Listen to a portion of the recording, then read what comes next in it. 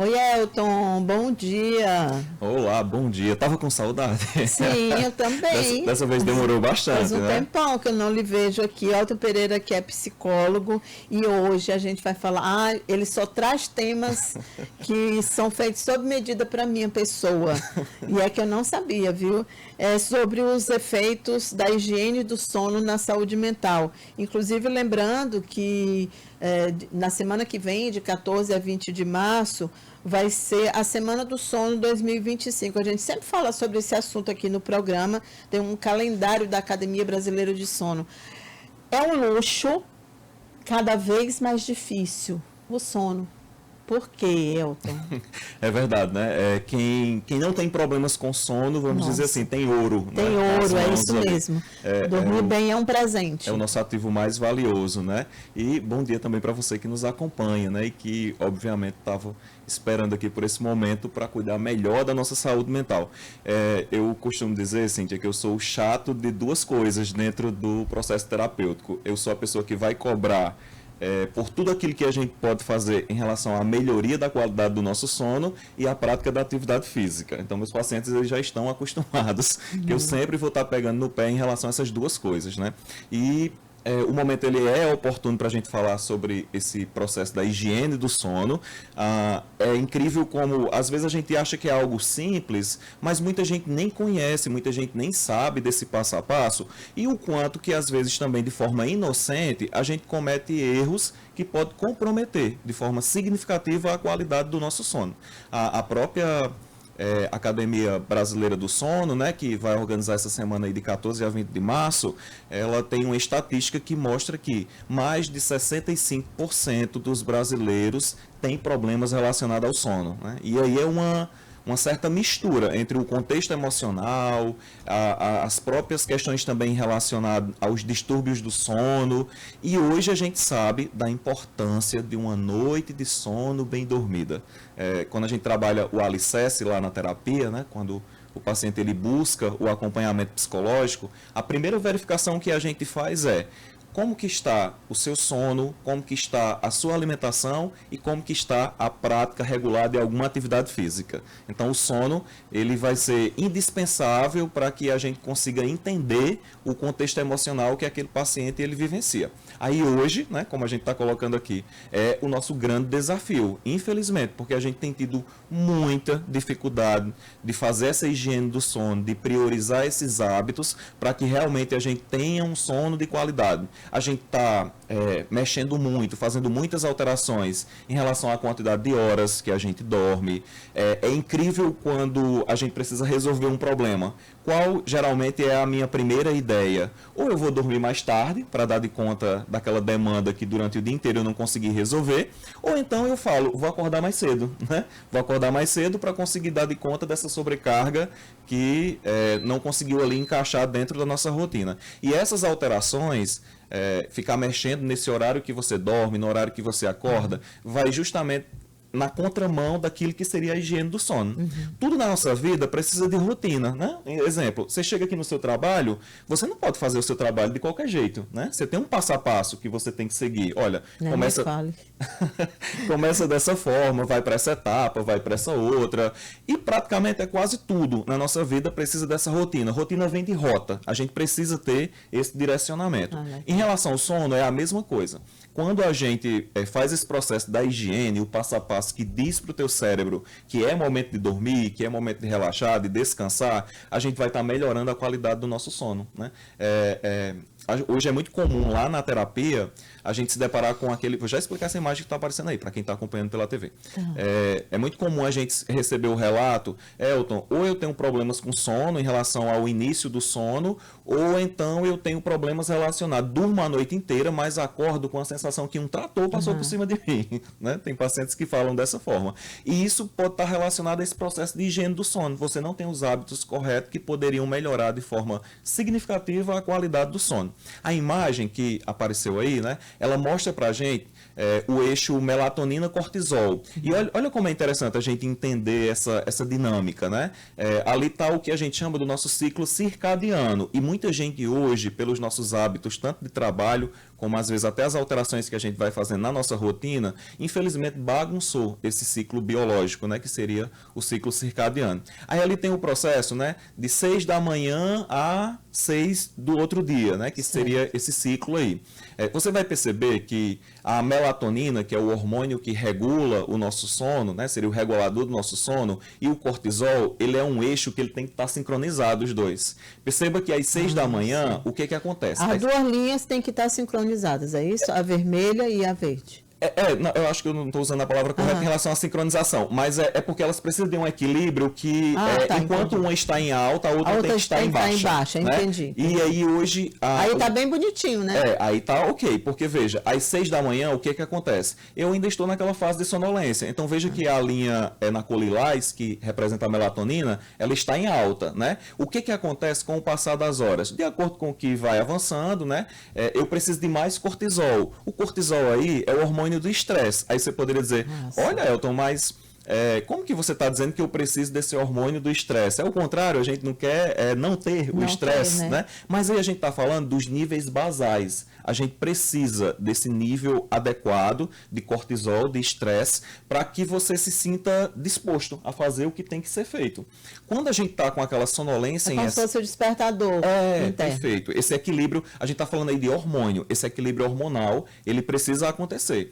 Quando a gente está naquela sensação do acordei, mas não tenho disposição para nada, não tenho ânimo, não tenho energia, é porque esse eixo aí está desregulado. Ao invés de você ter mais cortisol naquele momento, você possivelmente está tendo muito mais essa elevação da melatonina, que é o regulador do sono, que vai despertar essa sensação de relaxamento, de que você precisa dormir, do que o cortisol, que seria o hormônio que deveria estar em alta ali no momento. Aí, com o passar do dia, o que que acontece?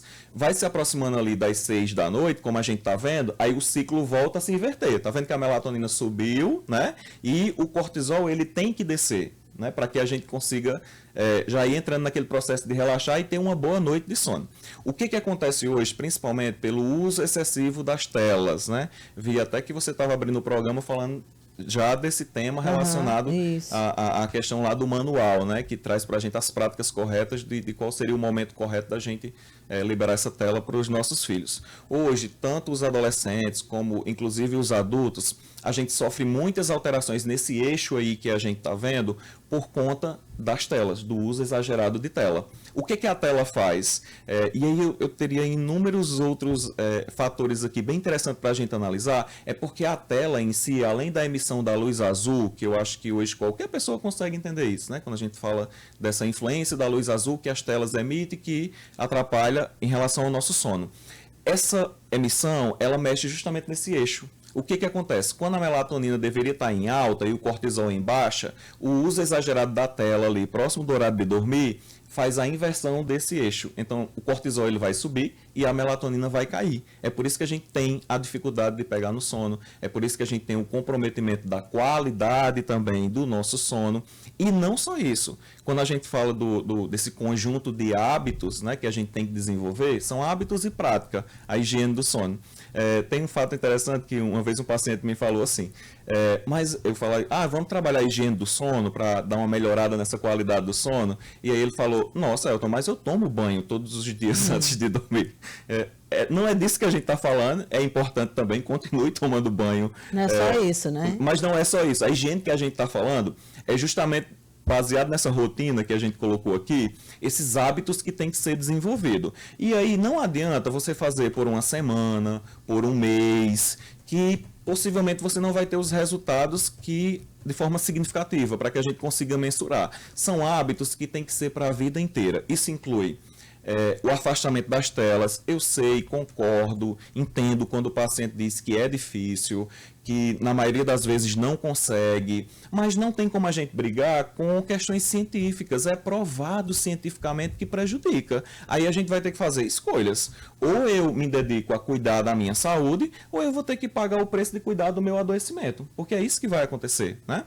Inclusive até hoje também uma grande preocupação da gente enquanto psicologia são os trabalhadores trabalhadores noturnos, né? A gente consegue ver na prática o quanto que aquela rotina de trabalho, por não priorizar o sono noturno, que é o que a gente sabe que faz todo esse processo de restauração em relação a foco, memória, concentração. Essa pessoa que tem hábitos noturnos, né, inclusive até por conta do trabalho, ela tem muito mais predisposição à ansiedade, à depressão, à irritabilidade. Ela perde a paciência com muito mais facilidade. Por quê? Porque esses eixos estão desregulados. E não adianta também você dizer, escuto lá na clínica o paciente falar assim, olha, felizmente eu tenho a possibilidade de, não foi uma boa noite de sono, eu consigo esticar pela manhã, consigo dormir a manhã inteira, consigo, se for o caso, dormir o dia inteiro também para poder meio que equilibrar aí, mas não é o suficiente, né? Vai dar ali aquela sensação de reparação, mas esses processos que a gente está falando, principalmente no nosso cérebro, só acontece no sono noturno. É por isso que quem trabalha à noite recebe um adicional noturno. Aquele adicional, achei muito interessante a matéria que eu estava lendo, né, de um psiquiatra, e ele falando assim, imagine que aquele adicional é para no futuro você pagar um psicólogo e um psiquiatra. Porque você vai precisar disso, né? Vai, né? Porque é como se dissesse assim, eu estou dentro de condições insalubres e eu estou aceitando receber esse valor a mais no meu salário para que depois, quando eu tiver os comprometimentos que vão acontecer, dependendo da continuidade aí desses hábitos, eu ter condições financeiras de fazer as reparações, que aí é uso de medicamento, consultas psiquiatra, a questão também da própria terapia, que geralmente é associada nesse processo.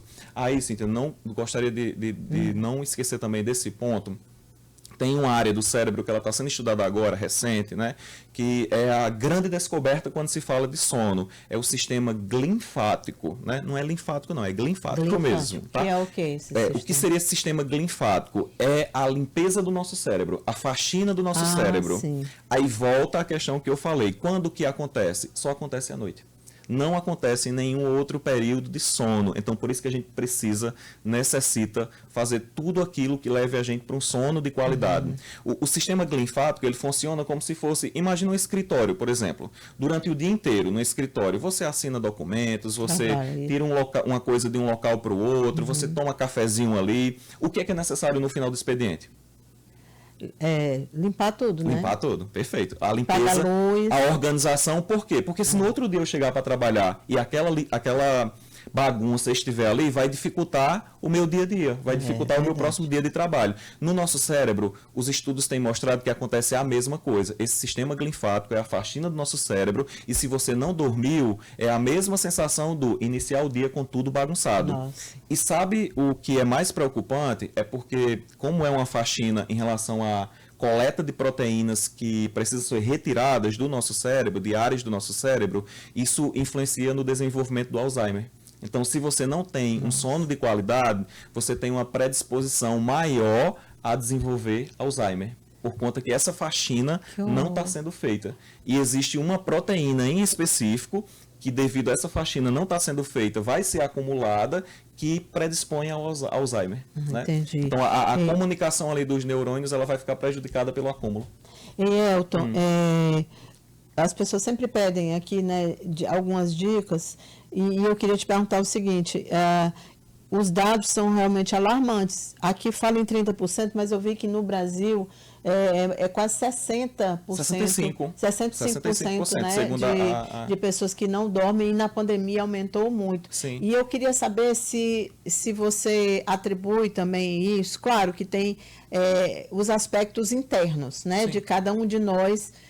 E a gente já sabe que a saúde mental, né, basta ver esses dados que foram divulgados essa semana do afastamento de pessoas por causa de doenças mentais. Mas, por exemplo, a gente vive em cidades cada vez mais barulhentas e iluminadas. Cidades extremamente iluminadas. Eu não quero nem imaginar como é dormir na China. Eu já dormi lá, mas eu digo assim, quem mora na China com aqueles prédios, aquela coisa. Não consigo nem imaginar do próprio ambiente, né? o que é o sono ali, se for a pessoa manter tudo aberto. Porque é cada vez mais difícil você dormir em lugares muito iluminados, com muito barulho. E parece que isso também precisa ser feito dentro de casa, né? Você tem que ver a luz adequada, às vezes você pensa que não é nada. Tipo, eu conheço uma pessoa que deixava a luz do corredor ligada. E ela começou a se incomodar com aquilo ali. E quando ela passou a desligar a luz do corredor e ficar tudo escuro, que é uma coisa que ela nem gosta, mas ela passou a dormir melhor. Uma coisa simples, uma coisa que aparentemente boba, né? Sim. Deixar a luz do corredor acesa, aquilo estava interferindo no sono. Então, essas coisas assim que parecem bobagem, elas precisam ser levadas em conta também na hora de fazer a higiene? Nossa, você foi na essência da coisa, porque a higiene, e aí eu precisava justamente dessa consciência que você está falando. Às vezes as pessoas levam em consideração que é bobagem. Ah, não é possível que a mudança desse hábito vá me trazer algum resultado. Mas é possível, é preciso que a gente pare de brigar com o que cientificamente é comprovado. Verdade. Então, coisas aí que você falou que é a essência dessa rotina de hábitos para provocar essa higiene do sono. Luminosidade, a gente chegou ali próximo do teu horário de dormir, e a gente eu não estou falando próximo 10 minutos antes, eu estou falando próximo 2 horas, 1h30 antes do teu horário de dormir. Vai desligando as luzes. A orientação que a gente tem é que à noite a gente não deveria nem usar essa luz, aquela luz principal que a gente tem na casa, né? Essa luz branca, ela é artificial, e a nível de evolução, até pouco tempo a gente não tinha essa luz branca. Essa luz branca, ela é danosa para a qualidade do nosso sono. Por quê? Ela confunde o mecanismo do cérebro. O nosso cérebro, ele tem receptores na nossa pele, através da nossa própria visão também, que levam para o nosso cérebro a informação que é dia. Então, durante a noite, o meu cérebro está sendo confundido com informações que é dia. E por isso que ele inibe a produção de melatonina, que seria o regulador do sono, e aumenta o cortisol. Sabe qual é a indicação em relação à luminosidade? Evita essa luz principal, aquela que clareia a casa toda. E o que a gente recomenda é que você use aquela luz acessório mesmo. Aquela luz do abajur, aquela luzinha ali no canto da sala, só para dar aquela orientação do ambiente.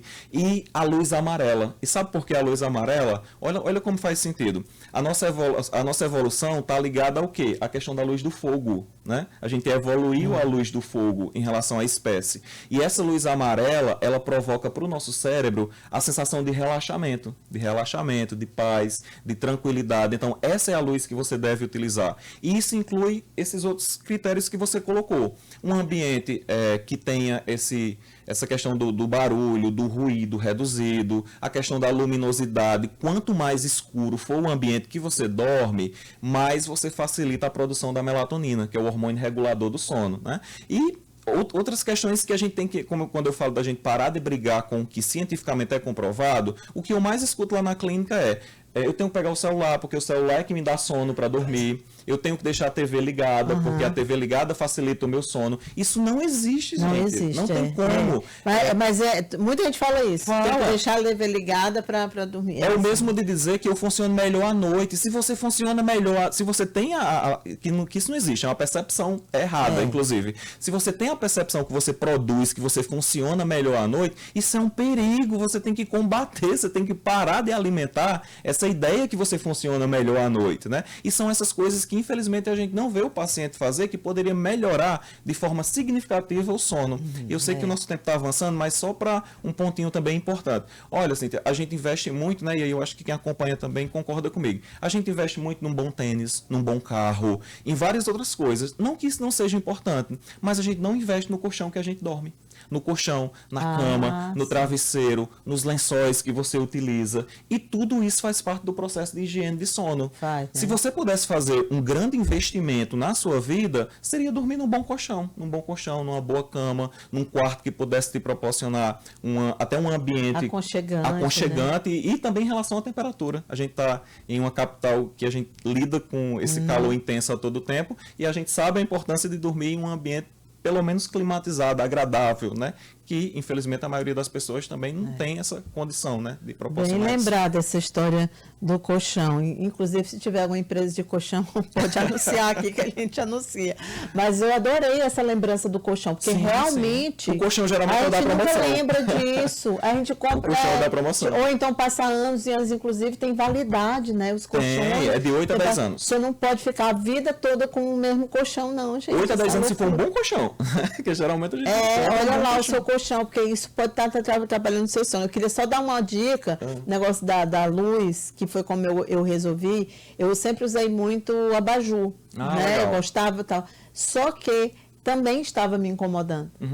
E aí eu troquei o abajur, sabe pelo quê? Não tem aquelas que você compra, gente, nessas lojas de e-commerce, tipo Shopee da vida, que a gente usa muito no Natal, por exemplo. Não tem as luzinhas de Natal? Sim. Só que aquelas mais branda que tem. Sim, então tem várias coisas assim que você compra. É uma potência bem menor do que a convencional. Pronto. E a pilha é bem pouquinho. A luz, ela só faz assim, se você quiser levantar, você não vai topar. Mas ela é uma luz bem... Sabe aquela de bebê? Que só de orientação, para que você se oriente naquele espaço. Eu acho perfeito. Foi o que eu consegui, porque estava me incomodando profundamente. Inclusive a do abajur, que é bem pouquinha, menorzinha que tinha, mas mesmo assim estava incomodando. Então, acho que você tem que ficar observando. E agora eu vou ficar ligada nesse negócio do colchão. São detalhes. E quando a gente junta tudo isso, a gente monta esses hábitos, essa prática da higiene do sono. E você percebe a melhora, né? No mais, vale tudo, né, gente? Vale lavanda, pingar. Eu faço tudo. Também. Coloco a música relaxante, bem no travesseiro, bem abaixo, essas essências, né? Lavanda. Vale, gente.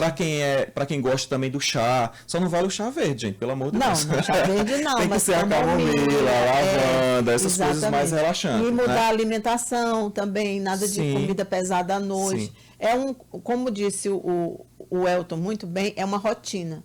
Você tem que ter uma rota para dormir. E ela é adaptável, tem que ser aquilo que você sabe que funciona para você. De não vai adiantar você no mesmo horário, né? E não vai um horário parecido. O nosso cérebro, ele adora essa questão de horário. Se você executa uma determinada atividade sempre no mesmo horário, é como se automatiza mais fácil no nosso cérebro, né? Olha, o Cláudio está mandando aqui uma mensagem dizendo o seguinte: aqui em casa são 3 faixas etárias que estão adoecendo por conta de telas e em consequência não dormindo, né? Tem gente de 15, 23 e 60 anos, eles que orientam, mas os mais jovens não escutam, e a luz no quarto apagada, que seria uma coisa boa, e aí ele disse o seguinte, que apagam a luz, mas deixa a tela do celular. Gente, vocês não têm noção.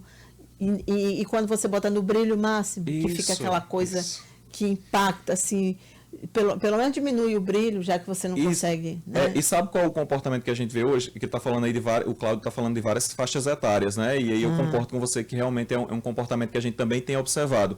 Principalmente o idoso, ele utiliza esse brilho no máximo, pela questão da visibilidade da tela. Eles têm dificuldade de usar aqueles filtros amarelo que a gente usa, que ajuda, não é o indicado, mas ajuda. E, geralmente o idoso, você vai ver que ele está fazendo uso do celular à noite com o brilho na intensidade máxima. E não é só a questão da emissão da luz azul, é o quanto que o teu cérebro mentalmente vai se agitar pelo consumo das informações, né? Eu sinceramente, eu fico perturbado quando ao meu lado tem alguém que está naquela rolagem infinita das redes sociais. Aí vem... eu já falei sobre isso hoje, gente, muito irritante. Vem uma tragédia, vem uma brincadeira, vem uma piada... Eu juro que aquilo ali começa a me gerar uma ansiedade. E eu trabalho com saúde. Fica estressado. Eu trabalho com saúde mental, mas aquilo ali me adoece. Então, geralmente, eu me afasto. Geralmente, se eu tiver uma boa relação com a pessoa, eu peço para que a pessoa pare. Sabia que eu já deixei de sair com alguns amigos, alguns não, especificamente uma pessoa, não vou dizer o sexo aqui, senão a pessoa vai identificar. Porque eu estava ficando muito angustiada com a pessoa com o celular. Então, isso... para não me angustiar mais, então eu prefiro dar um tempo. Só para finalizar. Isso aí é autocuidado, né? Então, se aquilo ali está me fazendo mal, e aí dificilmente você vai conseguir mudar esse hábito da pessoa. A pessoa não para com o celular nem um minuto e nem olha para você, então para quê? Sair com a pessoa. E o Iris Mar está dizendo, agora realmente a gente finalizou, porque realmente o tempo estourou, ele diz o seguinte, quando não estiver chovendo, coloca um som de chuva com tela escura, ajuda. Ajuda, Iris Mar, você está corretíssimo. Som de chuva, do mar, pássaros, né? Tem gente que gosta de barulho da natureza, cachoeira, porque isso remete ao nosso processo evolutivo. A gente evolui escutando esses sons da natureza. Só não pode ser andorinha. Porque a andorinha, eu sou acordada todo dia com as andorinhas. No meu prédio tem bastante, milhares. Né? Eu acho ótimo, eu acho maravilhoso. As pessoas não gostam, mas eu gosto. E elas fazem um barulho terrível, Sim. né? Assim, terrível, assim, muito barulhento, mas eu particularmente gosto de ser acordada com É o despertador natural, é um né? privilégio, eu acho que é um privilégio. E talvez por isso, né, que a gente gosta tanto de sítio, de interior, porque interior tudo acaba às 6 horas da tarde, né? Sim, sim. 6, 6 e meia, nossa, 8 horas você não tem mais ninguém. Você consegue ver o desacelerar, que é diferente aqui nessa, que é o que a gente chama da selva de pedras, né? Que é a cidade que a gente vive. É, isso mesmo. Parece que o desacelerar não acontece, né? E se acontece, é muito mais esticado. Muito bem, esse foi o nosso Cuide de Você de hoje. Um bom dia a todos. Obrigada, Eu que agradeço.